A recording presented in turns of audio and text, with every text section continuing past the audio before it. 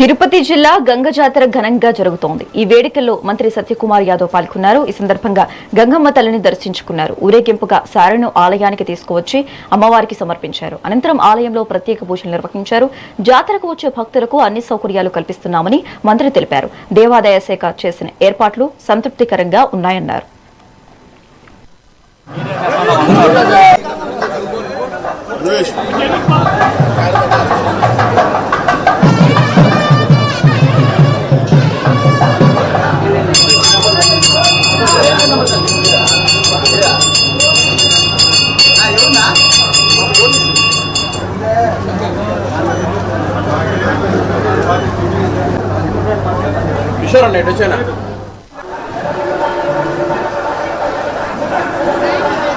ఇప్పుడు వెస్ట్ బెంగాల్, తమిళనాడుతో పాటు వెస్ట్ బెంగాల్, పాండిచ్చేరి ఇవి కూడా గెలిచాయి కదా అన్ని చోట్ల.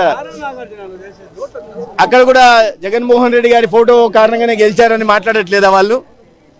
ఏదైనా మాట్లాడుతున్నప్పుడు అర్థం ఉండాలి.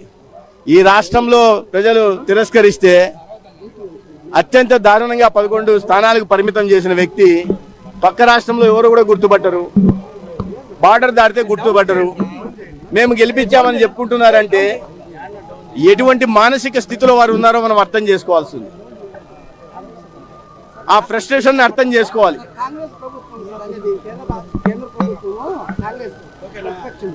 మీరు జగన్మోహన్ రెడ్డి ఫోటో పెట్టడం వల్ల టీడీపీ గెలిచింది అని చెప్పుకుంటున్నారంటే దానికి నేను చెప్తున్నాను, సరే నవ్వులాట వాళ్ళకి మామూలు అయిపోయింది. కాంగ్రెస్ గురించి మాట్లాడితే కాంగ్రెస్ పార్టీకి ఇటువంటి వాటి మీద మాట్లాడే నైతిక హక్కే లేదు. ఈ దేశంలో దాదాపు 115 సార్లు ప్రెసిడెంట్ రూల్ తీసుకొచ్చి ప్రజాస్వామికమైన ప్రభుత్వాలని కూలదోసి వాళ్ళ ప్రభుత్వాన్ని ఏర్పాటు చేసుకున్న పార్టీ అది. మన రాష్ట్రంలో కూడా అనేక సార్లు ప్రభుత్వాన్ని కూలదోయడం ఉమ్మడి ఆంధ్రప్రదేశ్లో కూడా జరిగింది.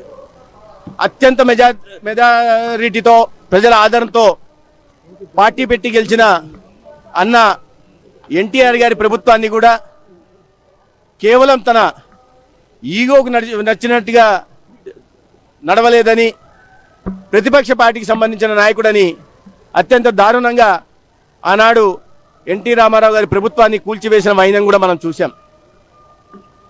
ఇవాళ రాజ్యాంగానికి విలువనిస్తూ ప్రజాస్వామ్యబద్ధంగా ఎన్నికలు నిర్వహిస్తూ ప్రజల ఆదరణతో ప్రభుత్వాన్ని ఏర్పాటు చేస్తుంటే కాంగ్రెస్ పార్టీకి కంటగింపుగా ఉంది.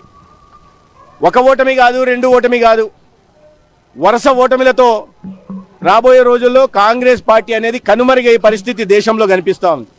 ఇప్పుడు వెస్ట్ బెంగాల్,